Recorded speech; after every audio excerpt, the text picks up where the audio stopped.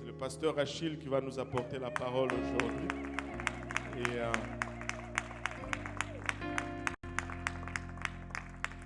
le Seigneur a commencé à me mettre à cœur de lui demander à prêcher. Et durant la veillée, et là je le regardais, il n'arrivait pas. Je le regardais, il n'arrivait pas. Je disais, ben, Seigneur, si tu m'as dit de lui demander, il doit venir. Et finalement, il est venu. Alléluia. Et après, j'ai commencé à me dire, bon, il a 3 petits-enfants, il est occupé. Et puis, je me suis rappelé à toutes les fois qu'il empruntait ma voiture et qu'il a ramené sans carburant. Je me suis dit, il va prêcher.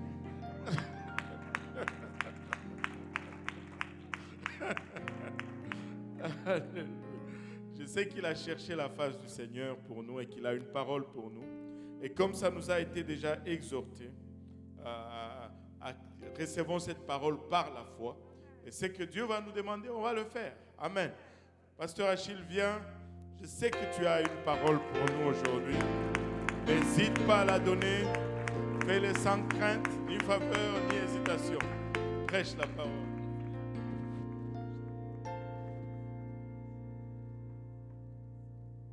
Gloire à Dieu tout le monde. Gloire à Dieu tout le monde. Amen. Alléluia. Est-ce qu'on peut battre nos mains pour le Seigneur?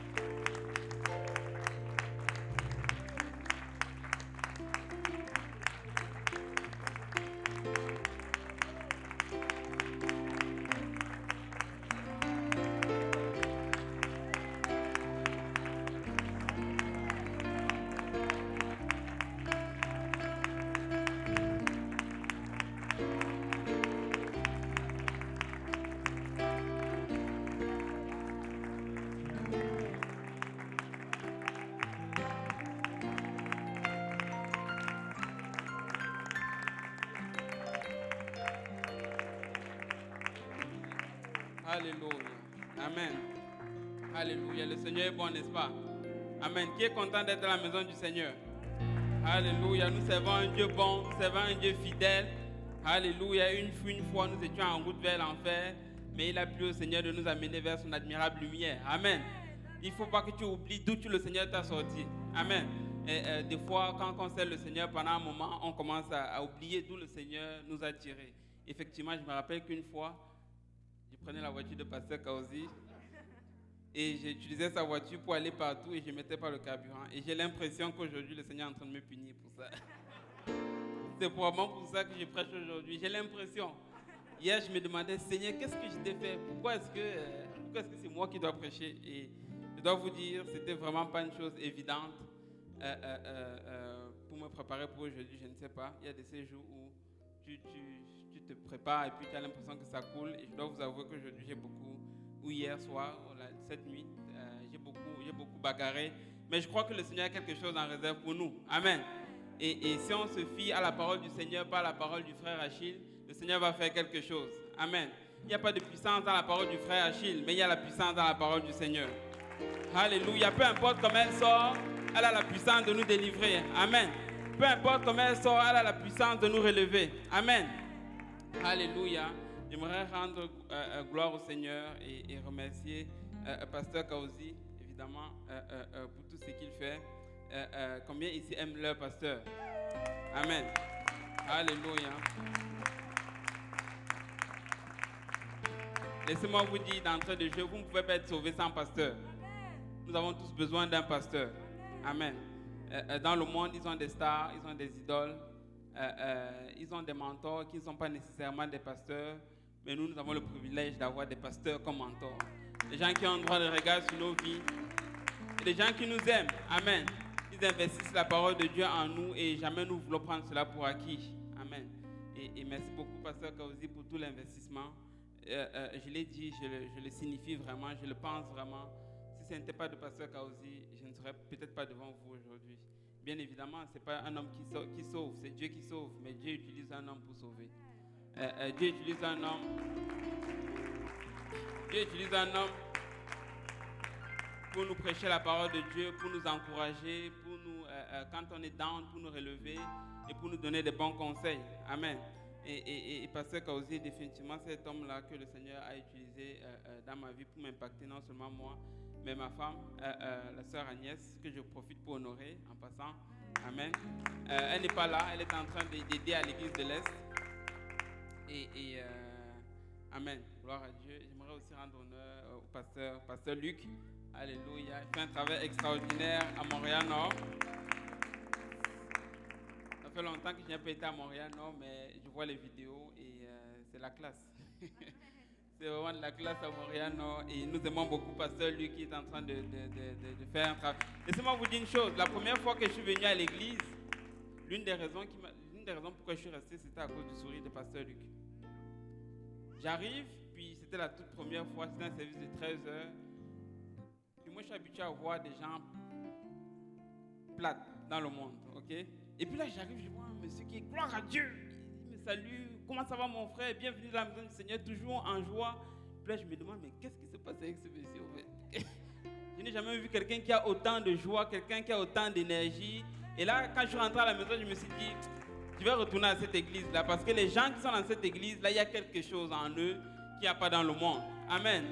Laisse-moi te dire, peut-être que tu ne vas pas prêcher l'évangile à quelqu'un, mais juste ton attitude peut sauver quelqu'un. Amen. Juste ton attitude peut sauver quelqu'un. Je ne vais pas prendre beaucoup de temps. Je suis conscient du fait que vous êtes debout. En passant, vous pouvez vous asseoir. Désolé. C'est le stress qui me fait oublier des choses. Pasteur Yannick, je ne sais pas où il est caché toujours derrière ses caméras. Le fidèle Pasteur Yannick. Et nous aimons Pasteur Yannick. Amen. Pasteur Yannick, c'est mon grand frère. C'est définitivement un modèle pour moi. J'ai grandi dans sa maison. J'ai vécu dans sa maison pendant plusieurs années, je crois. Et le Seigneur m'a beaucoup touché. Alors que j'étais chez lui, je voyais comment il se levait chaque matin pour prier et comment il était fidèle. Sa vie n'était pas toujours facile, mais il restait fidèle. C'est un homme intègre et beaucoup d'entre nous ici, nous sommes touchés par le ministère de Pasteur Yannick. Alléluia. Nous aimons beaucoup Pasteur Yannick. Amen. Pasteur Jean-Yves, il n'est pas là. Je pense qu'il est allé à l'école du dimanche, mais nous rendons grâce au Seigneur pour le pasteur Jean-Yves. Amen. Et maman Solange également, qui fait un travail extraordinaire à Laval. Maintenant, il y a une église H24 à Laval. Amen. Si on a des gens à référer à Laval, on sait qu'on est une église. Amen. On a une station de sauvetage et ils font vraiment un travail extraordinaire. Nous sommes tous ensemble dans la maison du Seigneur. Je vois que pasteur Lionel n'est pas là. J'aimerais aussi rendre grâce au Seigneur pour pasteur Lionel. On a tellement de pasteurs que je pourrais prendre tout le temps de la prédication et ne pas finir. Je vous envoie également les salutations de l'église de l'Est. On travaille avec pasteur Abou et pasteur Emeric, des hommes de Dieu, je vous dis, extraordinaires. C'est vraiment tout un privilège de servir avec eux et le Seigneur est en train de faire de grandes choses. Amen. Si vous ne croyez pas, venez un dimanche matin, vous allez voir ce que le Seigneur est en train de faire. Amen. Alléluia. Sans plus tarder, on va aller dans la parole du Seigneur. Je vais juste lire le passage d'ouverture. Ensuite, je vais demander au pasteur de prier et on va enseigner la parole du Seigneur. Donc, si on peut se lever juste pour la parole, c'est Esther, chapitre 6, le verset 13. Esther, chapitre 6, le verset 13. La Bible dit: Aman raconta à Zérek, sa femme, et à tous ses amis tout ce qui lui était arrivé, et ses sages et Zérek, sa femme, lui dirent: Si Mardochée, devant lequel tu as commencé à tomber, est de la race des Juifs, tu ne pourras rien contre lui, mais tu tomberas devant lui. Amen. Si Mardochée, devant lequel tu as commencé à tomber, est de la race des Juifs, tu ne pourras rien contre lui, mais tu tomberas devant lui. Amen. Si pasteur Kaozi peut prier pour le temps de la parole. Alléluia. Prions tous ensemble. Éternel, nous te sommes encore infiniment reconnaissants pour le privilège d'être dans ta présence, Seigneur.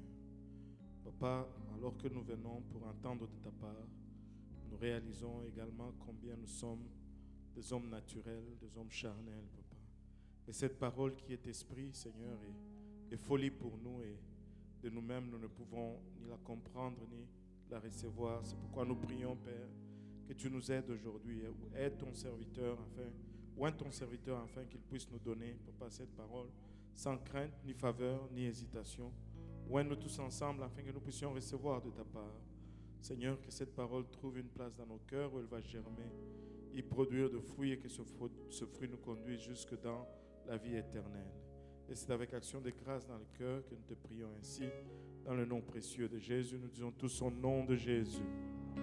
Au nom de Jésus, que tout le monde dise au nom de Jésus. Amen. Si on peut battre nos mains une dernière fois pour le Seigneur. Alléluia.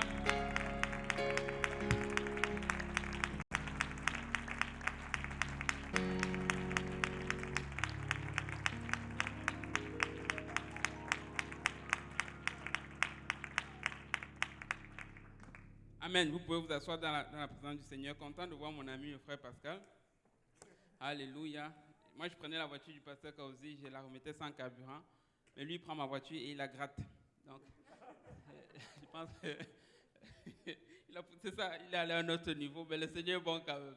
J'aime beaucoup le frère Pascal et un homme vraiment serviable, extraordinaire. Extraordinaire. Alléluia. Nous allons aller dans la parole du Seigneur. Par la grâce de Dieu, j'aimerais juste prêcher aujourd'hui sur un sujet, une race spéciale. Ou alors une race à part. Amen. Combien savent que nous ne sommes pas du monde? Amen. Une fois, on était dans le monde, on avait certaines habitudes, on avait certaines façons de se comporter, on avait certaines idéologies, mais à un moment donné, le Seigneur nous a sortis et il nous a amenés dans son admirable lumière, comme je disais au début. Maintenant, la chose qu'il faut réaliser, c'est que le diable va toujours essayer de nous voler de notre identité. Si vous réalisez tout ce que le diable va faire aujourd'hui dans le monde, là, l'une des choses qu'il va faire le plus, c'est essayer de nous voler notre identité. Pourquoi? Parce que le diable sait une chose, c'est que si tu oublies, ou bien si tu ne sais pas qui tu es, mais tu vas complètement manquer la mission que le Seigneur a pour toi. Amen. Et si vous regardez tout ce qu'ils vont essayer d'innover aujourd'hui, ça va toujours être dans l'effort de nous voler notre propre identité. Ils vont essayer de retourner en réalité aux principes fondamentaux que Dieu a créés, essayer de changer le tout. Jusqu'à aujourd'hui, ils essayent même de redéfinir c'est quoi un homme et une femme. J'ai vu une vidéo où on demandait, à une soi-disant intellectuelle, est-ce qu'elle peut définir une femme? Et elle ne peut pas définir une femme parce que ça dépend du contexte. Je prétends que ce qu'elle voulait dire par là, c'est que dans certaines circonstances, une femme, ça peut être ça, et dans une autre circonstance, une femme, ça peut être autre chose. Mais laissez-moi vous dire que Dieu a bel et bien mis une distinction entre l'homme et la femme. Et plus le temps avance, plus le diable va essayer de refaire, ou bien en fait de redéfinir les principes fondamentaux que Dieu a établis.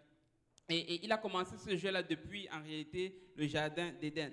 Lorsqu'on lit dans Genèse, chapitre 3, la Bible dit ceci, Genèse, chapitre 3, verset 4. « Alors le serpent dit à la femme, vous ne mourrez point, mais Dieu sait que le jour où vous en mangerez, le fruit de l'arbre défendu, vos yeux s'ouvriront et vous serez comme des dieux connaissant le bien et le mal. » Voyez-vous? Et là, le diable va venir ici, il sait très bien le commandement que Dieu a donné à Adam et Ève. Et il va leur demander, il va dire, il faut que vous mangez de ce fruit parce que Dieu sait que le jour où vous allez manger, vous allez être comme des dieux connaissant le bien et le mal. En autre terme, ce que le diable essaie de leur vendre, c'est qu'en réalité, tu n'es pas encore complet. La façon que Dieu t'a créé, il y a un manque. La façon que Dieu t'a fait, ce n'est pas la meilleure version de toi. Tu as besoin de quelque chose de plus. Tu as besoin de quelque chose davantage. En réalité, Dieu est en train de te priver d'aller dans ton plein potentiel. Est-ce que le diable a déjà menti quelqu'un aujourd'hui avec le même sorte de mensonge? Et le diable va venir te dire, tant et aussi longtemps que tu n'as pas telle sorte de vêtements, telle marque de chaussures, tu n'es pas quelqu'un. Ça te prend un Timberland, ou bien ça te prend, je ne sais pas moi quoi, une Gucci, les chaussures qui coûtent $1,500, j'ai appris. C'est ça, c'est littéralement le prix d'une voiture. Mais toi, c'est ta chaussure. Et le diable va te dire, mais ça te prend ça. pour que tu sois quelqu'un. Mais il dit ici, là, Dieu sait que le jour où vous en mangerez, vos yeux s'ouvriront et vous serez comme des dieux, connaissant le bien et le mal. Mais si vous lisez bien votre Bible, vous allez vous rendre compte que Dieu avait déjà créé l'homme et la femme à son image. Donc, ils n'avaient pas besoin de pécher pour pouvoir être en réalité comme Dieu. Ils étaient déjà à l'image de Dieu. Mais Dieu vient leur dire, non, ça te prend de rentrer dans la désobéissance. Ça te prend de désobéir à Dieu si tu veux pouvoir être réellement quelqu'un, si tu veux pouvoir réellement atteindre ton plein potentiel. Mais laissez-moi juste dire à quelqu'un ici d'entrée de jeu, nous n'avons pas besoin de prendre toute la poubelle qu'il y a dans le monde en réalité pour être heureux. Il faut qu'on arrête de se faire mentir par le diable. Tu n'as pas besoin de ce que le diable essaie de te proposer pour pouvoir être heureux. La paix et le bonheur se trouvent dans la maison du Seigneur. Ça ne se trouve pas à l'extérieur. Ils te disent, oh, peut-être ça te prend un peu plus de drogue pour pouvoir être quelqu'un. Laisse-moi te dire, ça te prend plus du Saint-Esprit. Ils te disent, peut-être ça te prend un peu plus d'alcool pour pouvoir être quelqu'un. Laisse-moi te dire, ça te prend un peu plus du Saint-Esprit. À l'extérieur, ils vont essayer plein de choses. Alcooliques anonymes, plein de programmes pour sortir les gens de la drogue, pour sortir les gens de l'alcool. Mais ils vont faire encore et encore et encore et créer d'autres programmes. Pourquoi? Parce que le précédent n'a pas fonctionné. Et jusqu'à aujourd'hui, on essaie de créer de nouveaux programmes. Mais mes propres yeux ont vu des gens venir dans cette église qui étaient liés par les liens de la drogue, par les liens de l'alcool. On a prié pour eux, le Seigneur les a délivrés instantanément. Et ils n'ont pas eu besoin de toutes sortes de choses qui sont à l'extérieur. Mais laissez-moi vous dire que nous avons tout ce dont nous avons besoin dans la maison du Seigneur. Nous n'avons pas besoin d'aller à l'extérieur. Le Seigneur nous a déjà tout donné. Amen. Le Seigneur nous a déjà tout donné. Celui qui est devant vous, qui est en train de vous parler, croyez-le ou non, mais c'était quelqu'un qui était pas bon. Certaines de mes photos, quand je montre à certaines personnes, ils sont choqués. Ils n'arrivent pas à croire qu'on pense que je suis... Beaucoup de personnes pensent souvent que je suis né à l'église. Je ne sais pas pourquoi, mais je ne suis pas né à l'église. Laissez-moi vous dire que l'ancienne version de moi n'était pas très bonne à voir. Et j'étais quelqu'un qui était littéralement pris dans les liens de la musique mondaine. Et j'avais tellement de musique mondaine. J'en avais à peu près pour une semaine non-stop. Des gigas et des gigas de musique et toutes piratées, pas une seule achetée dans mon ordinateur. Et c'était toutes les musiques des stars que vous connaissez là dans le monde. Et j'étais tellement accro à cette musique que j'allais écouter la musique au point où j'allais avoir mal à la tête, mais je ne pouvais pas enlever les écouteurs de mes oreilles. J'allais à l'université, le professeur allait enseigner, mais il fallait que je prenne mes écouteurs pour écouter dans l'amphithéâtre, pendant que le professeur était en train d'enseigner. Et c'est après que je me suis rendu compte qu'en réalité, c'était une addiction. Et jusqu'à ce que je me rende compte qu'il y a des gens qui faisaient la même chose que moi et qui ont témoigné que le meurtre qu'ils ont commis, ils l'ont commis tout simplement parce qu'ils écoutaient à fond la musique de Tupac. Et à un moment donné, ils ont enlevé les écouteurs, ils étaient prêts à sortir, prendre leur fusil et shooter la première personne qu'ils vont rencontrer. Juste sous l'effet de la musique mondaine. Et je me souviens quand je suis venu au Seigneur, ça c'était l'une des plus grosses choses que je me demandais, est-ce que je vais réussir à m'en débarrasser? Et au début, je me disais, ça c'était avant que je ne vienne à l'église, pasteur. Ça j'étais encore chez moi, je me souviens, je pense que c'était un week-end, un samedi, et je me disais, ok, là le Seigneur m'a touché, qu'est-ce que je vais faire de la musique? Est-ce que j'enlève d'abord 25%, j'écoute le 75%, ensuite 50%, et graduellement. Et je n'étais pas sûr en réalité que j'allais pouvoir m'en débarrasser aussi vite parce que c'était une addiction. Et là, j'arrive à l'église, c'était le pasteur Martin qui prêchait à l'époque, on venait au service du matin. C'était le pasteur Martin qui prêchait et je ne me souviens plus exactement de tout ce qu'il a prêché, mais il avait prêché des étapes de la conversion de quelqu'un. Et là, je me souviens, ce jour-là, je suis rentré à la maison et j'ai pris mon ordinateur, CTRL-A, pour ceux qui savent ce que ça fait. Donc, ça veut dire que tu sélectionnes tout, et délité, j'ai tout mis à la poubelle. Et depuis ce jour-là, je n'ai plus jamais retouché à la musique mondaine. Le Seigneur m'a juste délivré de ça de manière instantanée. Pas juste une seule chanson mondaine ne se retrouvait encore dans mes appareils. Et c'était juste de manière instantanée. Et je sais que là, à l'extérieur, tu vas voir des gens qui ils sont conscients de tout ce que ça vient avec, cette mauvaise musique. Ils sont conscients de tout le malheur que ça apporte, mais ils n'arrivent pas tout simplement à s'en départir. Mais ce que je viens de nous dire, c'est qu'il faut qu'on se rappelle que c'est le Seigneur qui nous a délivrés de toutes ces choses. Ce n'est pas le diable qui t'a délivré de toutes ces choses, c'est le Seigneur qui t'a délivré de toutes ces choses. Et nous avons tout pleinement en Jésus-Christ. Amen. Alors, je vais juste dire à quelqu'un, n'essaye pas de ressembler au monde. N'essaye pas de ressembler au monde. Tu vaux beaucoup mieux que le monde. Et la chose qui est la plus triste à réaliser, c'est de voir des chrétiens qui essayent d'être en même temps chrétiens, en même temps de ressembler au monde. Oh oui, je suis chrétien, je vais à l'église le dimanche, mais je peux quand même m'habiller d'une certaine façon. Je suis chrétien, je vais à l'église le dimanche, mais je peux quand même participer à telle sorte d'activité. Laisse-moi te dire, tu n'as pas besoin des deux, tu as tout simplement besoin d'être dans la maison du Seigneur. Si tu te mets à fond dans les choses de Dieu, tu vas voir que tout de suite, tu vas retrouver cette paix. En fait, cette chose-là que tu recherches dans le monde en réalité, Dieu peut te donner cela et bien au-delà. Et la raison pourquoi les gens fument, la raison pourquoi les gens prennent la drogue, c'est parce qu'ils n'ont pas la paix intérieure. Mais c'est toutes ces choses-là que nous trouvons dans la maison de Dieu. Mais tout ce que Dieu veut, c'est qu'on aille vers lui par la foi et afin qu'il puisse nous remplir, tout simplement. Je vais juste dire à quelqu'un, cette phrase m'est venue alors que j'étais là avant de monter.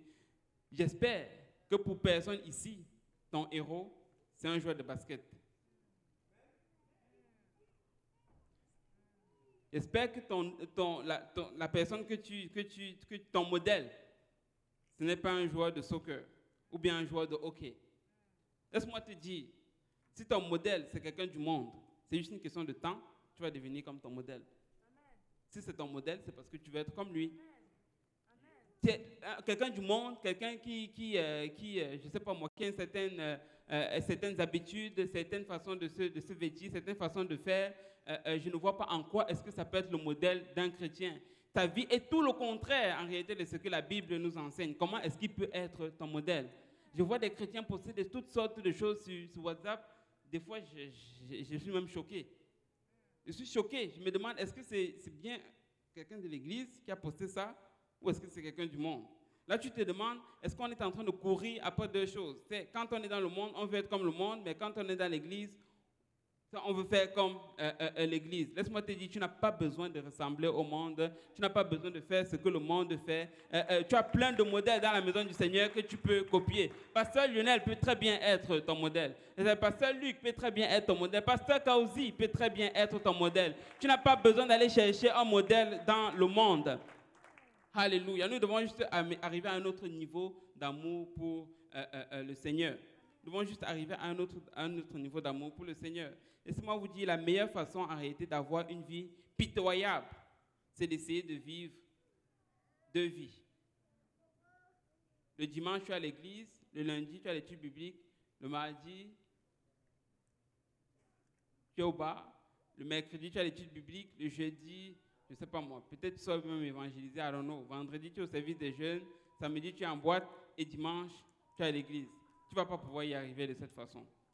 Tu ne vas pas pouvoir y arriver de cette façon. Il faut que tu sois un chrétien lundi, mardi, mercredi, jeudi, vendredi, samedi. Si on te voit dans la rue, il faut que tu ressembles exactement à la personne que tu ressembles lorsque tu es à l'église. On n'est pas appelé à s'habiller d'une certaine façon quand on vient à l'église et d'une autre façon lorsqu'on va au travail. Il faut que le témoignage que le pasteur donne de toi, que ton collègue au travail puisse donner exactement le même témoignage. Sinon, il y a une duplicité en toi. Il ne faut pas arriver à l'église et faire le saint, le parfait, parler bien, mais quand tu arrives au travail, tu manques de respect à ton boss. J'espère que ce n'est pas ton témoignage. Amen. Et comme je disais, le diable va essayer de voler notre identité. Mais il faut juste qu'on arrive à une place où on est fier d'être qui nous sommes. Où on est fier d'être chrétien. Et oui, tu vas au travail et tu dis, oui, je suis chrétien et je suis fier de l'être.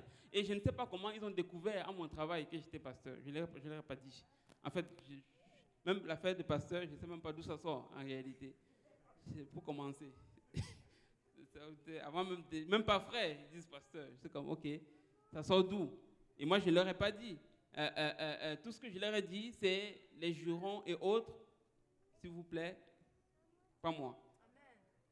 Et je ne sais pas s'ils sont allés chercher, faire leurs recherches ou quoi. Et puis là, un jour, j'arrive, ils me disent, tu nous as caché quelque chose. Je dis, quoi donc? Ils disent, mais que tu es pasteur. Je dis, ah bon? je vais dire, mais nous devons juste être qui nous sommes. Nous devons juste être réels. Nous ne voulons pas avoir deux vies. Nous ne voulons pas être chrétiens à l'église et mondains au travail. Nous voulons être chrétiens à l'église comme au travail. Amen. Nous voulons avoir de bons rapports de nos dirigeants. Alors, on va juste continuer notre lecture. Donc là, tu vois ici, dès le début, le diable va essayer de voler en réalité l'identité. Il va essayer de voler l'identité d'Adam et Ève. Il va essayer de leur dire, vous avez besoin de manger le fruit défendu pour pouvoir être réellement qui vous devez être. Et lisons juste un passage, c'est dans Juge 11, le verset 1. Et ça, c'est un autre exemple là où le Seigneur nous montre en réalité de quelle façon est-ce qu'il nous voit versus comment est-ce que le monde nous aurait vu. C'est juste un seul passage, c'est Juge 11, le verset 1. Et là, la Bible nous parle de Jephthé. La Bible dit ceci, Jephthé, le Galadite, était un vaillant héros. Que tout le monde dise un vaillant héros. Et il était fils d'une prostituée. Et c'est Galad qui avait engendré Jephthé. La Bible nous dit qu'il était fils d'une prostituée. Mais Dieu l'appelle vaillant héros. Amen. Nous, dans le monde, peut-être qu'on l'aura appelé, je ne sais pas si le mot est, excusez-moi si le mot n'est pas,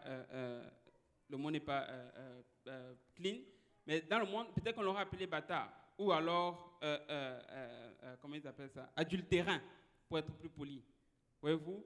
Mais Dieu l'appelle tout simplement vaillant héros. Parce que Dieu est en train de lui dire, même si tu es le produit d'une relation illicite, moi j'ai quand même des projets en réserve pour toi. Et je pense que le Seigneur est en train de dire la même chose à quelqu'un aujourd'hui. Ne regarde pas le passé pour déterminer ce que le Seigneur peut faire avec toi. Dieu n'a pas besoin de ton passé en réalité pour accomplir quelque chose avec toi. Il nous a créé de la poussière. Alors que la terre était informe et vide, et Dieu a créé toute cette nature belle que vous pouvez voir. Nous servons un Dieu qui a la capacité de changer complètement notre vie, qui a la capacité de nous prendre de la boue et de nous transformer complètement et de faire de nous de nouvelles personnes. Et j'ai besoin que quelqu'un se regarde en réalité comme Dieu le regarde. Il faut que tu commences à te regarder comme Dieu te regarde et non comme le monde te regarde. Probablement que Jephthé, on aurait pu le voir et lui dire, mais toi tu es un enfant illégitime. Mais Dieu est en train de lui dire, tu es un vaillant héros. Pourquoi? Parce que Dieu avait des projets en réserve pour lui. Vous savez, de la façon que Dieu nous définit, il nous définit en fonction des projets qu'il a pour nous et non en fonction de notre passé. C'est notre passé, peut-être que c'est ça qui va venir des fois nous retarder, va venir nous ralentir. Mais Dieu regarde le frère Pascal. Il va dire, le frère Pascal, peu importe son passé, j'ai de grands projets pour le frère Pascal, alors je vais l'appeler un vaillant héros. Même si on le regarde dans le monde, on lui dit, mais frère Pascal, tu ne pourras jamais rien accomplir. Mais Dieu regarde le frère Pascal et dit, vaillant héros. Peut-être qu'il n'a encore tué aucun géant, mais il a des géants qu'il va tuer dans l'avenir. Et dans cette façon, le Seigneur va l'appeler vaillant héros. Et c'est la même chose, pas seulement pour le frère Pascal, mais c'est la même chose pour nous tous. Nous devons être définis, nous devons commencer à nous définir parce que la Bible dit que nous sommes. Et non parce que le monde dit que nous sommes. C'est dans le monde, probablement, bien pour la pensée naturelle. Un enfant, de cette façon, il est prédestiné probablement à vivre la même vie que sa maman. Une vie de promiscuité sexuelle. Mais Dieu va l'appeler, il va lui dire vaillant héros. Et tu as nombre et nombre de personnes dans la Bible que tu vas voir que Dieu va utiliser. Ils avaient un passé pas du tout glorieux, mais Dieu va les appeler, va les utiliser pour faire de grandes choses. De ce nombre, tu as Paul, tu as David et tu en as plusieurs autres. Et il y en a aussi dans cette église que peut-être que notre passé n'est pas tant glorieux. Et peut-être même encore, jusqu'aujourd'hui, ta famille te regarde et dit tu es un moins que rien. Mais c'est parce qu'ils ne savent pas ce que le Seigneur a en réserve pour toi. Ils ne savent pas ce que le Seigneur va faire avec toi. Et laisse-moi vous dire, même la personne qui est devant vous, certaines personnes l'ont regardé et ont dit tu es un échec. Les mêmes personnes, quelques années plus tard, étaient chez nous, à table, on était en train de manger, et cette même personne qui était en train de me dire tu as gâché ta vie, tu ne vas rien devenir, ils étaient en train de rendre gloire à Dieu pour ce que le Seigneur avait fait dans ma vie. Et je veux juste te dire à quelqu'un, tu as juste besoin de rester fidèle. Tu as juste besoin de rester fidèle à ce que le Seigneur te demande de faire. Ne mords pas à l'hameçon. Ne sois pas pris au piège de l'ennemi. Reste juste fidèle. Marche dans la direction que le Seigneur t'a donnée. Et tu vas avoir la définition, en réalité, que Dieu donne à ton propos. Jephthé n'était pas le seul. Regardons un peu rapidement l'histoire de Gédéon. Dans Juge 6, verset 11, la Bible dit ceci. Juge 6, verset 11. Puis vint l'ange de l'Éternel et il s'assit sous le térébinthe d'Ophra, qui appartenait à Joas, la famille d'Abiézer. Gédéon, son fils, battait du froment au pressoir pour le mettre à l'abri.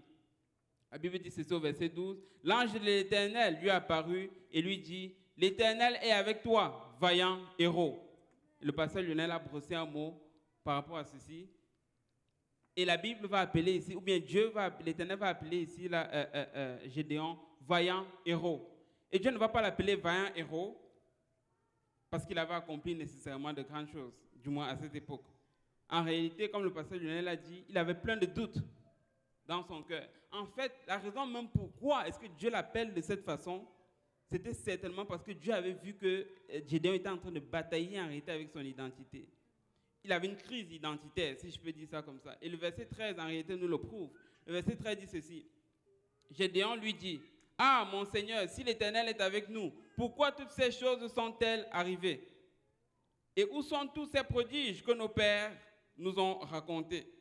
Quand ils disent, l'Éternel ne nous a-t-il pas fait monter hors d'Égypte? Maintenant, l'Éternel nous abandonne et il nous livre entre les mains de Madian. » Tu vois, il a regardé la promesse que Dieu leur avait donnée par la bouche de leur père. Il regarde la réalité et il dit c'est deux choses différentes. Et là, le doute commence à venir dans sa tête. Et c'est la même chose des fois pour nous. Des fois, certains d'entre nous, on a reçu une promesse de la part du Seigneur. Et on sait très bien quelle est la promesse que nous avons reçue. Elle est claire. Mais quand tu regardes ta vie, ça n'a rien à voir avec ce que Dieu avait prévu. Amen. Et ça, c'est, laisse-moi te dire, tu n'es pas le seul. Gédéon, c'était la même chose.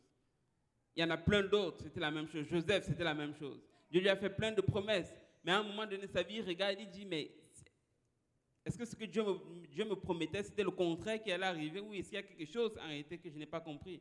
Mais il était dans une crise identitaire. Et au plein milieu de sa crise, Dieu vient et il l'appelle vaillant héros. Parce que Dieu savait que Gédéon allait accomplir de grandes choses. Il vient se dire à quelqu'un aujourd'hui, même si tu ne vois pas encore les promesses du Seigneur, laisse-moi te dire que tu es un vaillant héros. Même si tu ne vois pas encore, même sa vie ne ressemble pas encore à ce que Dieu a promis qu'elle va être, persévère juste parce que le Seigneur t'appelle vaillant héros. Même si tu ne vois pas encore toutes les promesses de Dieu s'accomplir, persévère juste parce qu'un jour tu vas voir la lumière au bout du tunnel.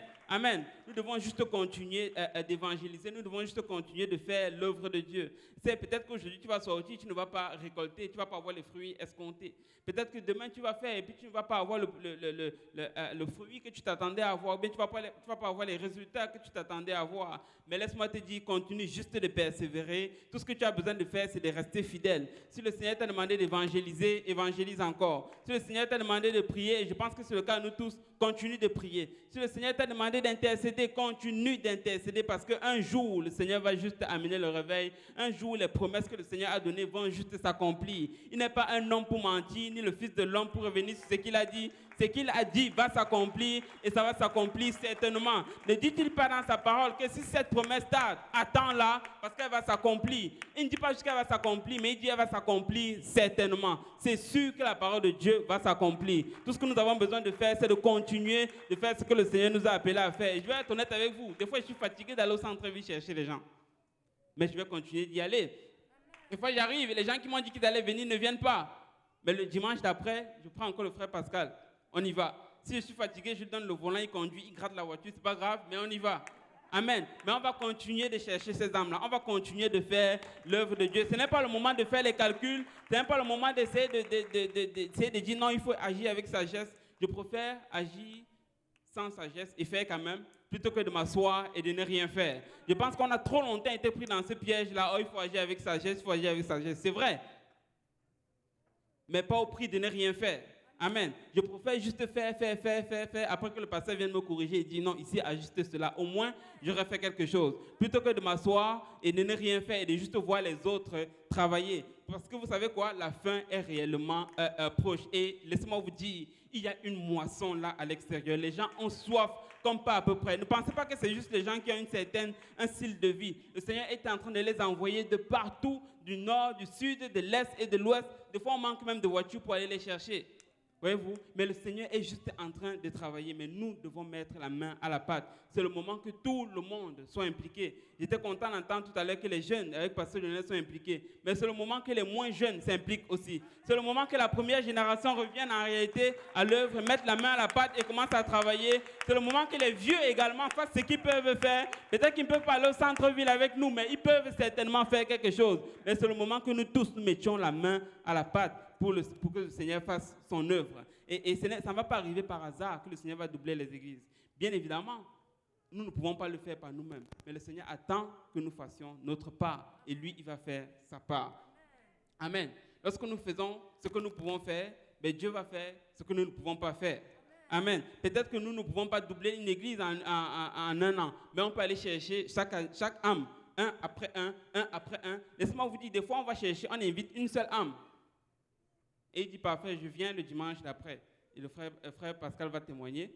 Il dit, je viens le dimanche d'après. Mais le dimanche, quand on confirme avec lui, il dit, ah non, je ne viens pas seul. J'ai invité 3 autres personnes avec nous. Et finalement, ça fait 3 personnes. Qui a invité les 3 autres personnes? Est-ce que c'est moi? Est-ce que c'est le frère Pascal? Non. Mais Dieu a touché quelqu'un pour évangéliser une autre personne. Mais Dieu voulait juste que nous, on fasse notre part. Si on n'avait pas évangélisé au moins 7 âmes, on n'aurait pas eu les 4 âmes à l'église. Amen. Mais nous devons juste mettre la main à la pâte. Alléluia.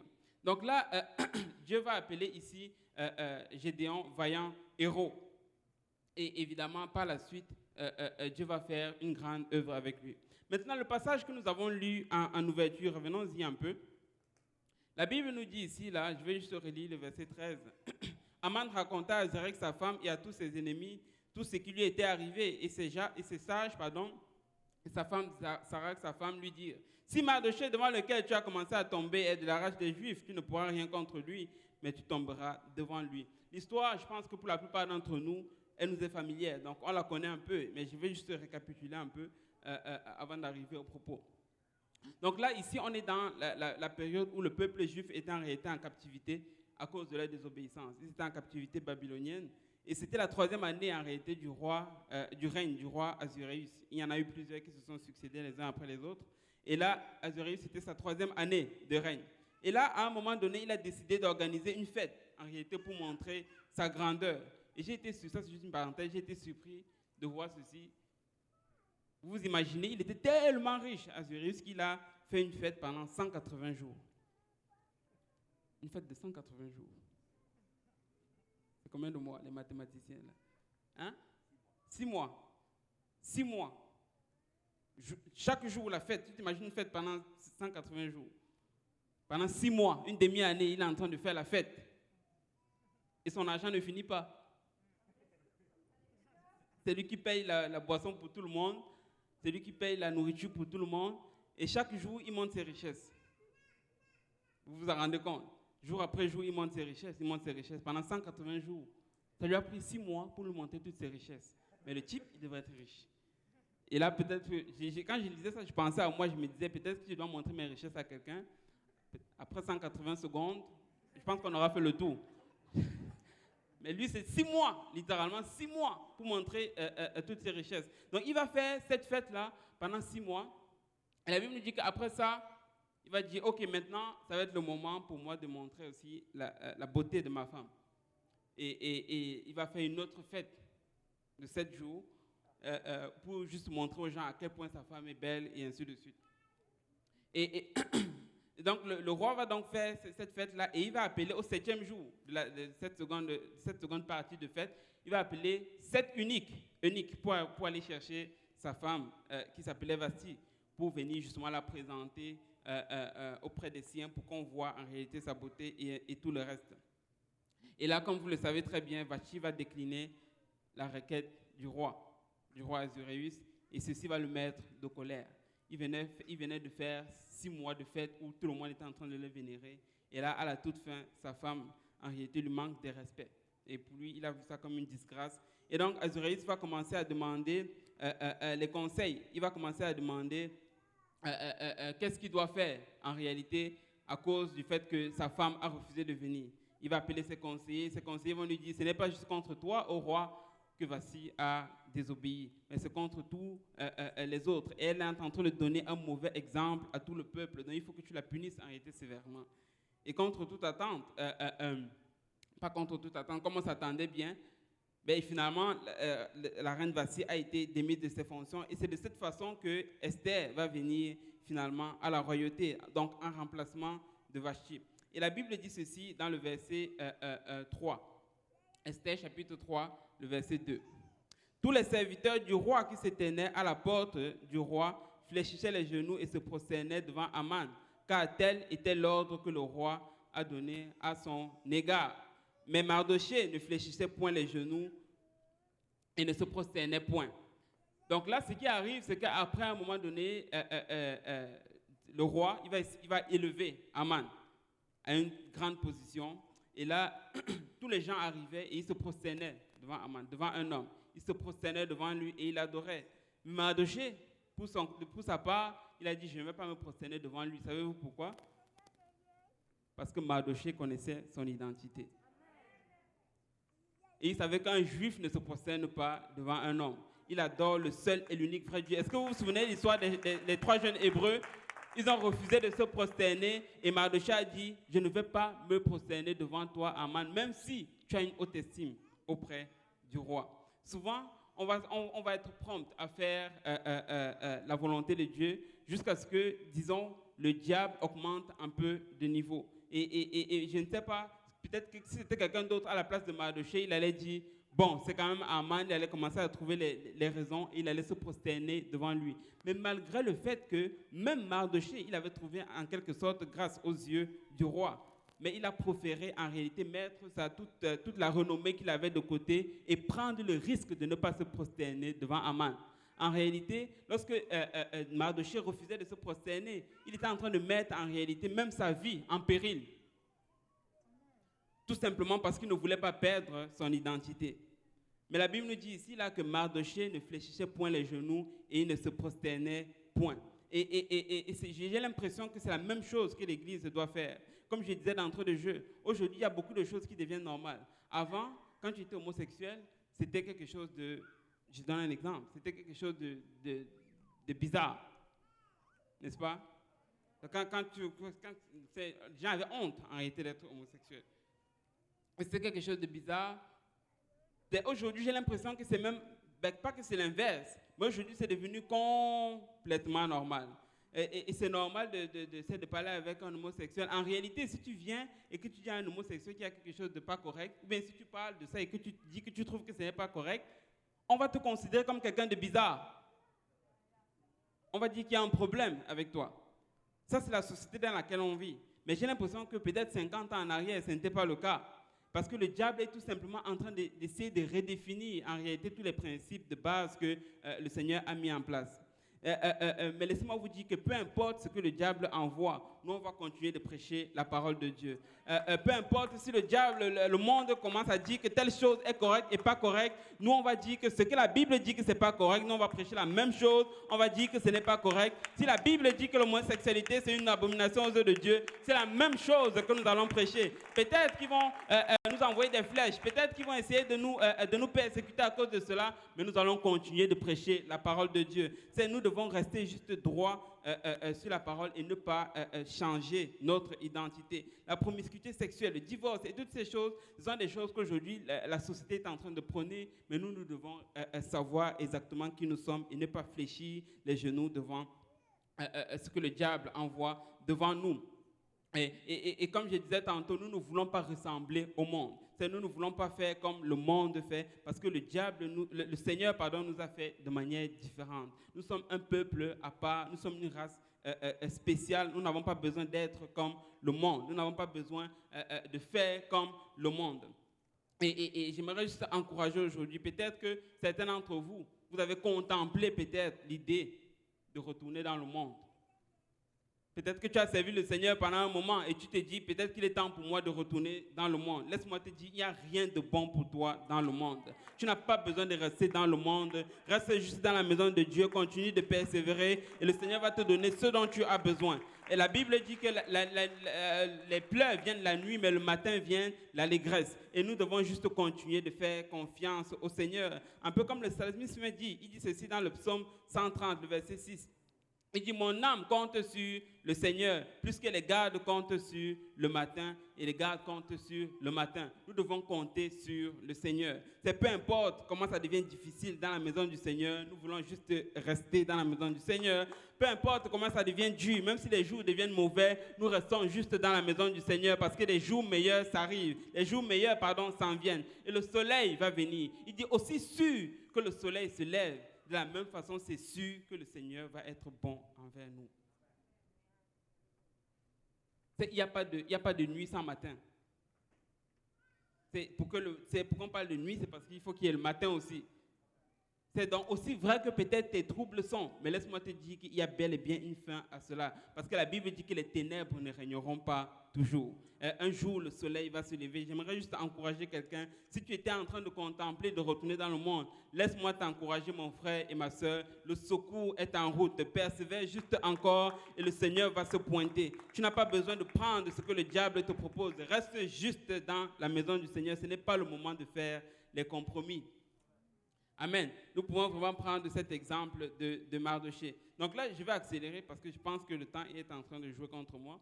Donc là, la Bible nous dit ici, là, par la suite, que Aman, il va donc former le projet de tuer non seulement Mardochée, mais tous les Juifs avec. À cause que Mardochée ne voulait pas se prosterner devant lui. Et la chose n'est pas arrivée juste une fois, ni deux fois. C'est arrivé à plusieurs reprises. En fait, Mardochée était à la porte du roi. Donc, à chaque fois que Aman arrivait, il entrait et il sortait. Il voyait Mardochée. Tout le monde se prosternait. Mardochée lui restait debout. Et ça remplissait Aman de fureur. Et il a dit, certainement cet homme-là, ben moi je vais le tuer. Et c'est exactement ce que Aman avait en réalité mis comme plan. On va lire juste dans Esther, chapitre 3, le verset 5. Et Aman vit que Mardochée ne fléchissait point les genoux et ne se prosternait point devant lui, et il fut rempli de fureur. Mais il dédaigna de porter la main sur Mardochée, car on lui avait dit de quel peuple était Mardochée. Et il voulut détruire le peuple de Mardochée, tous les Juifs qui se trouvaient dans le royaume d'Assuérus. Et là, Aman a dit, je ne veux pas juste détruire Mardochée, mais je vais détruire également tout son peuple. Et là, tenez-vous bien, c'est exactement en ce moment que Aman a déclaré la guerre, pas seulement à Mardochée, mais au Dieu de Mardochée.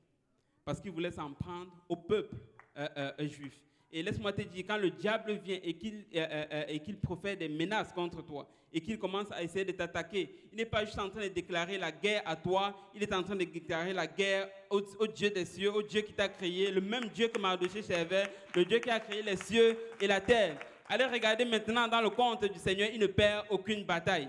Et Aman ne savait nécessairement pas qu'il était en train de déclarer la guerre contre Dieu. Il pensait que c'était juste un peuple, mais il ne savait pas qu'il y avait tout un Dieu qui était en train de batailler, qui était en train de se battre contre ce Dieu-là. Et ce n'était pas juste une bataille maintenant entre Aman et Mardochée, mais c'était définitivement entre Aman et Dieu. Et je vous laisse deviner quel était le vainqueur. Tu vois? Mais pour que cela soit vrai pour nous, c'est important que nous restions dans la maison de Dieu. Ça ne va pas vivre comme un diable à l'extérieur. Après, quand le diable t'attaque, tu dis, le Seigneur va me protéger. Nous voulons être sûrs que nous sommes du bon côté. C'est de cette façon qu'on va se rassurer qu'on va avoir la victoire. C'est de cette façon qu'on va se rassurer que l'Éternel va combattre pour nous, que l'Éternel va prendre nos combats. Mais il faut que tu te rassures que tu es en bon terme avec le Seigneur pour être sûr qu'il va prendre tes combats. Je ne sais pas pour vous, mais quand les combats arrivent, je n'essaie pas de les prendre par moi-même. J'essaie d'envoyer le Seigneur. Je vais me mettre sur mes genoux et je vais commencer à prier. Je vais dire, Seigneur, telle situation me dépasse, mais toi, tu es capable. Tu vas le faire comme tu as fait pour tel. Tu vas le faire comme tu as fait pour le frère Yannick, pour le pasteur Abou, pour telle autre personne. Tu peux également le faire pour moi. Et nous pouvons envoyer le Seigneur combattre nos combats. Et là, il va dire qu'il va déclarer définitivement la guerre, non seulement à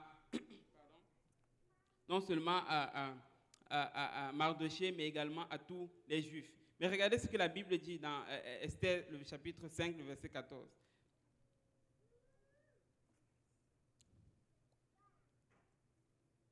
La Bible dit ceci. Zérek, sa femme et tous ses amis lui dirent qu'on prépare un bois haut de 50 coudées et demain matin, demande au roi qu'on y pende Mardochée. Puis tu iras joyeux au festin, avec le roi. Cet avis plut à Aman et il fit préparer le bois. Donc là, tu as sa femme ici, Zéraï, qui va lui dire, en fait, la solution pour Mardoché, c'est que tu dresses un morceau de bois de 50 coudées sur lequel on va pendre Aman. Et là, il va dire, parfait, j'achète. C'est un très bon conseil. Et là, le lendemain, il avait rendez-vous justement dans la maison du roi et Esther également, il devait être là. Et il arrivait avec son plan, en réalité, pour demander au roi Ahasuérus de pendre Mardoché. Mais Dieu avait également travaillé de l'autre côté. Et la Bible nous déclare, vous connaissez l'histoire, que pendant cette nuit, le roi n'arrivait pas à dormir. Il a demandé qu'on vienne nous raconter des histoires. Et ça a tombé que l'histoire qu'on lui a racontée, c'est l'histoire où Mardoché, en réalité, avait sauvé sa vie parce qu'il y avait 2 eunuques qui voulaient tuer le roi. Et là, le roi va demander, mais qu'est-ce qu'on a fait à cet homme qui m'a sauvé la vie? Et là, on va dire rien. Et là, le roi va demander, qui est-ce qui est dehors? Comme par hasard, devinez qui était dehors? Aman. Aman était dehors. Et là, le roi va appeler Aman, il va lui demander, mais qu'est-ce que le roi doit faire à un homme que le roi veut honorer? Qu'est-ce qu'on doit faire à un homme que le roi veut honorer? Et là, Aman, rempli d'orgueil, il était sûr que c'est lui que le roi voulait honorer. Et il va dire, ça c'est probablement mon coup. Là, je vais montrer à Mardoché que je suis au-dessus de lui. Et c'est lui qui va probablement me promener dans toute la ville. Et là, Aman dit, qu'on revête cet homme-là de vêtements royaux, qu'on le mette sur un cheval et qu'on le promène par toute la ville et qu'on crie après lui. C'est ainsi qu'on fait à l'homme que le roi veut honorer. Et le roi lui dit, parfait, fais ce que tu viens de dire. Exactement, il ne néglige aucun détail. Fais exactement ça pour Mardoché. Et là, c'était juste la catastrophe. Tu pouvais imaginer le cœur peut-être d'Aman tomber dans son ventre. Et il ne pouvait tout simplement pas s'imaginer une telle chose.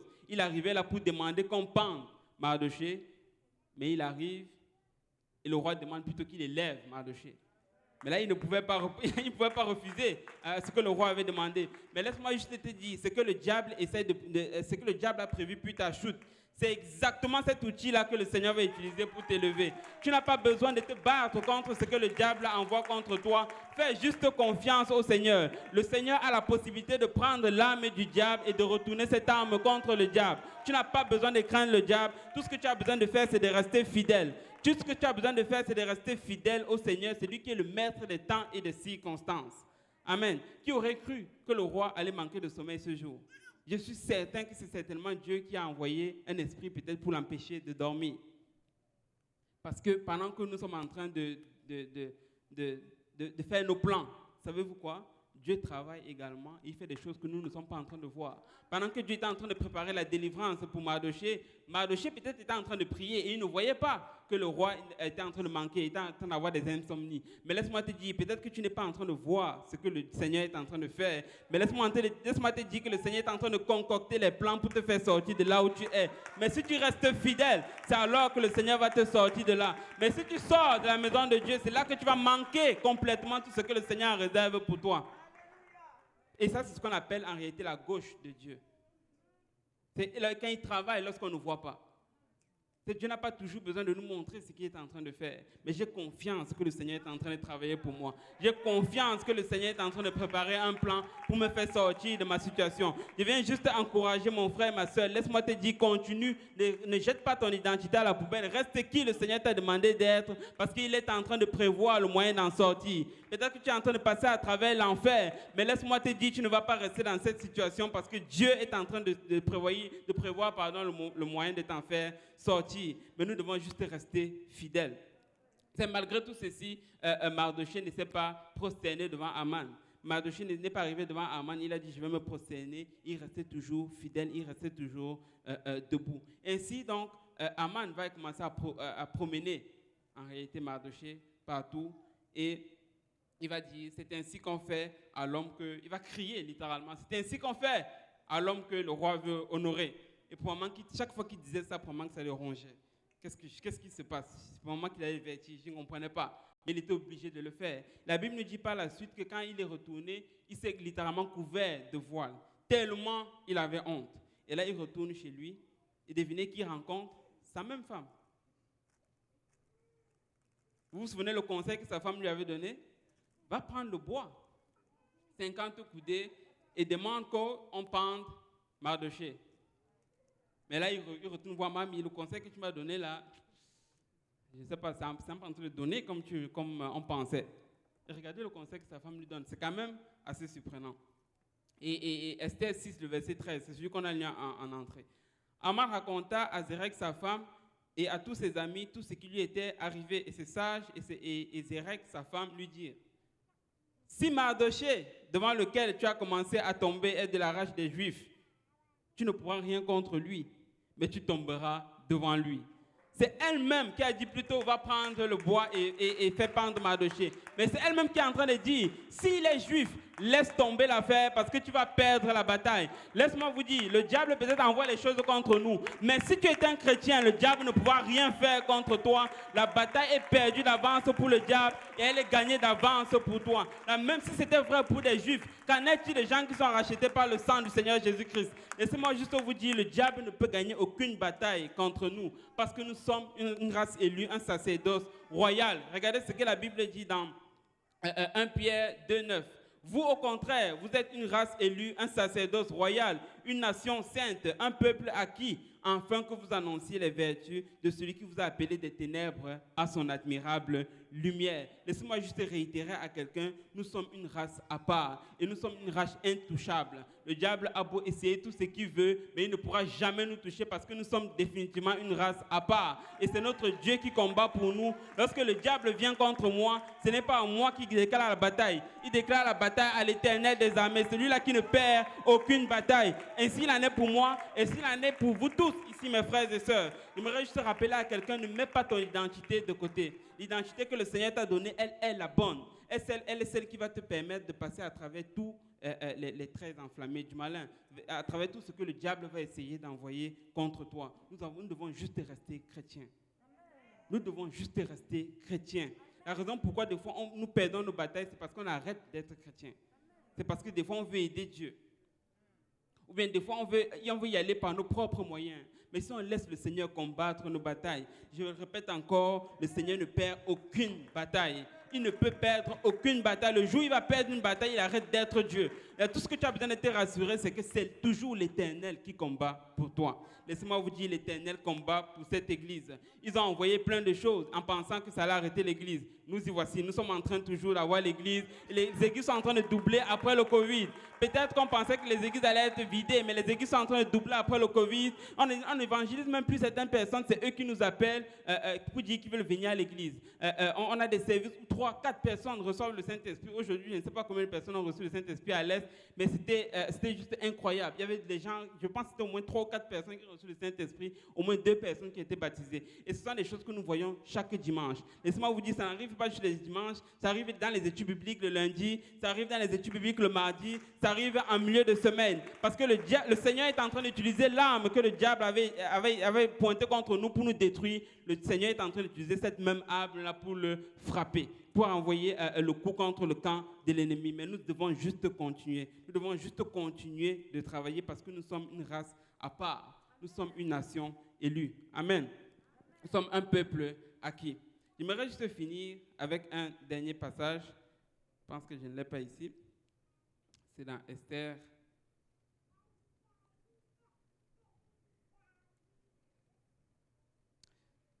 Esther. Excuse.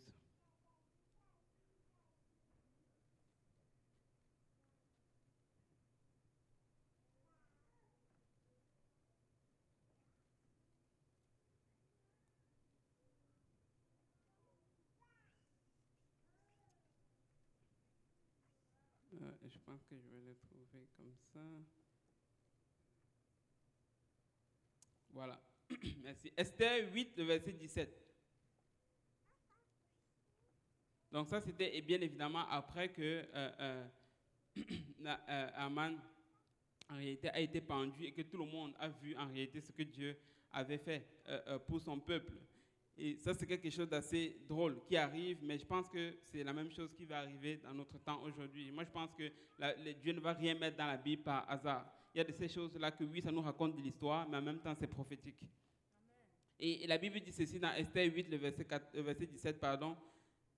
Dans chaque province et dans chaque ville, partout où arrivait l'ordre du roi et son éclat, il y eut parmi les Juifs de la joie et de l'allégresse, des festins et des fêtes. Et beaucoup de gens d'entre le peuple du pays se firent juifs par la crainte des Juifs, car la crainte des Juifs les avait saisis. Et la Bible nous dit, je vais juste relire la dernière phrase, et beaucoup de gens d'entre les peuples du pays se firent juifs, car la crainte des Juifs les avait saisis. Amen. Et là, quand les gens ont vu ce que Dieu avait fait pour son peuple, ils ont commencé à dire, je pense que je veux devenir juif. Je pense que je vais être comme ce peuple. Parce que quand je regarde leur histoire depuis leur sortie d'Égypte, on dirait que ce n'est pas eux qui combattent. Parce que quand on regarde comment Dieu les a sortis d'Égypte à bras étendus, à main forte, et comment Dieu les a délivrés de la fournaise ardente, comment Dieu les a délivrés de la fosse au lion, et ainsi de suite, certainement que ce Dieu-là, c'est un Dieu à part. Et les gens qui n'étaient pas juifs d'origine, ils se firent juifs. Laissez-moi vous dire à quelqu'un, s'il y a quelqu'un ici qui n'est pas encore chrétien, c'est le moment d'être chrétien. Tu peux devenir chrétien, tu n'as pas besoin d'être comme un chrétien, tu peux être un chrétien en bonne et due forme en rentrant dans les eaux du baptême. Alléluia. La Bible dit ceci, que si tu crois au Seigneur, que tu te repens de tes péchés, que tu te fais baptiser, il va effacer complètement tous les péchés que tu as commis. Et si tu veux faire partie de cette race à part, si tu veux faire partie de cette race élue, laisse-moi te dire, la porte est ouverte aujourd'hui pour toi, mon frère et ma soeur. Tout ce que tu as besoin de faire, c'est obéir à l'évangile. Et laisse-moi te dire, le Seigneur a des choses glorieuses en réserve pour toi. Je crois que quelqu'un, si tu es sur la vallée des décisions aujourd'hui, tu peux revêtir le nom du Seigneur Jésus-Christ dans les eaux du baptême et faire partie de cette race élue. De la même façon que cette race juive-là n'était intouchable. Laissez-moi vous dire, lorsque tu es chrétien, tu deviens également intouchable. Mais pour ça, tu as besoin de revêtir Christ dans les eaux du baptême. Et peut-être pour quelqu'un, tu n'as pas encore reçu le Saint-Esprit, on pourra prier pour toi tout à l'heure à l'autel et le Seigneur va te remplir de son esprit. Et je suis juste venu encourager aujourd'hui quelqu'un et dire, ne change pas qui tu es. Nous sommes une race à part. Le Seigneur a sa main sur nous. Et peut-être que certains traversent les moments de joie, d'autres c'est les moments un peu plus difficiles. Mais laisse-moi te dire, mon frère, ma soeur, tiens bon, ne change pas ton identité, parce que même si tu ne vois pas, le Seigneur est en train de préparer de grandes choses en réserve pour toi. Le Seigneur a déjà son plan tout fait pour faire tomber l'ennemi. Tu n'as pas besoin de craindre l'ennemi, tu n'as pas besoin de changer qui tu es, parce que le Seigneur a de grandes choses en réserve pour nous. Amen. Je ne sais pas si on peut se lever. Alléluia. Et batte nos mains pour le Seigneur. Je vais demander au pasteur Kauzi de revenir. Alléluia.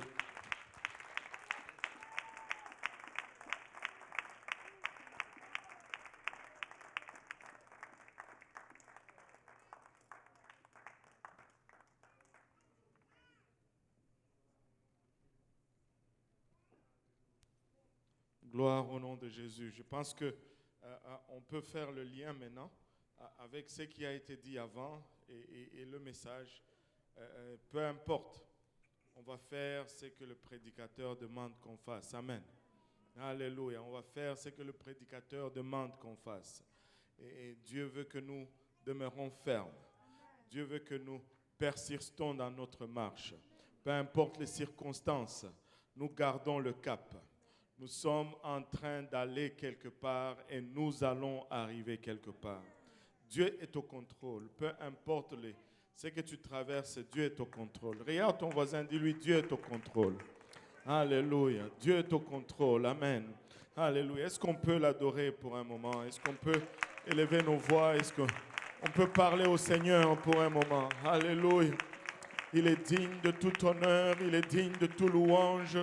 Il est digne de toute gloire et de toute adoration. Alléluia. Est-ce qu'on peut avoir une conversation avec le Seigneur pour un moment? Alléluia. Là où nous sommes, alléluia. Pouvons-nous, alléluia, juste élever nos voix et lui adresser la parole pour un moment, Seigneur. Alléluia. Je réalise, Seigneur, il a bachate que tu es au contrôle, Papa. Il a bachate raba oloboyo sandara yaeta.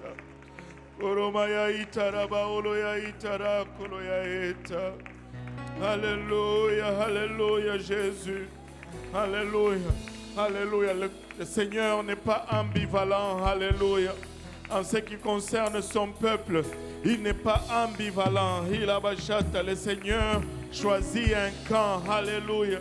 Il a bachata et il combat pour son peuple. Aramaya ketaraya eta. Gloire au nom de Jésus. Gloire au nom de Jésus. Alléluia. Gloire au nom de Jésus. Alléluia.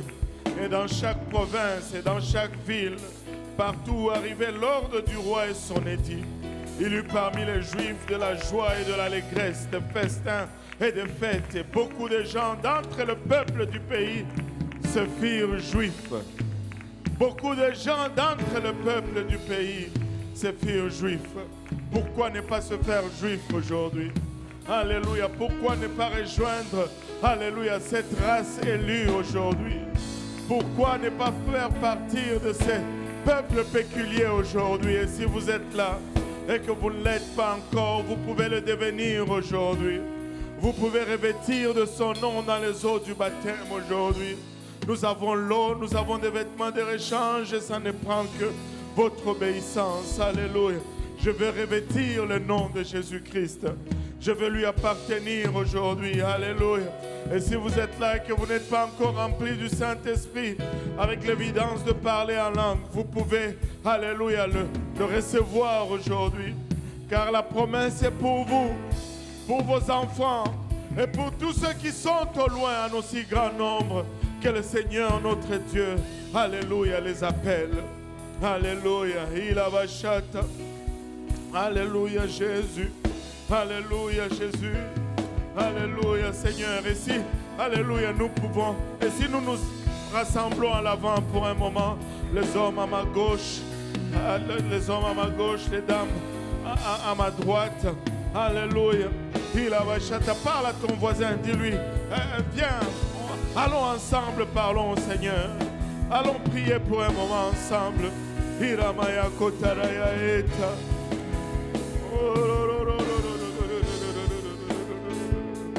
Alléluia Jésus. Alléluia Seigneur. Alléluia. Oramaya eta. Alléluia Seigneur. Alléluia. Oh Jésus. Oh Jésus. Hiramashata. Alléluia. Alléluia Jésus. Aramaya kitaraya otaraba oloboyo santa. Oh, gloire au nom de Jésus. Gloire au nom de Jésus. Gloire au nom de Jésus. Alléluia. Pour un moment, il a bachata. Alléluia. Parlons au Seigneur pour un moment, peuple de Dieu. Alléluia. Si nous pouvons élever nos voix vers son trône, s'il y a quelqu'un à côté de toi qui a besoin, alléluia, d'être aidé. Alléluia.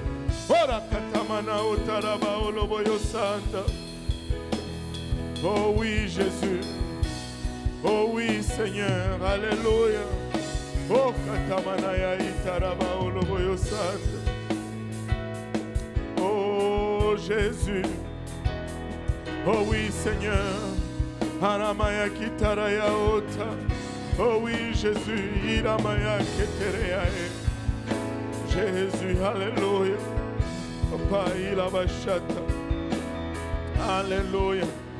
Aramaya kitaraya ota. Il y a peut-être des vagues, il a bachata dans ta marche aujourd'hui.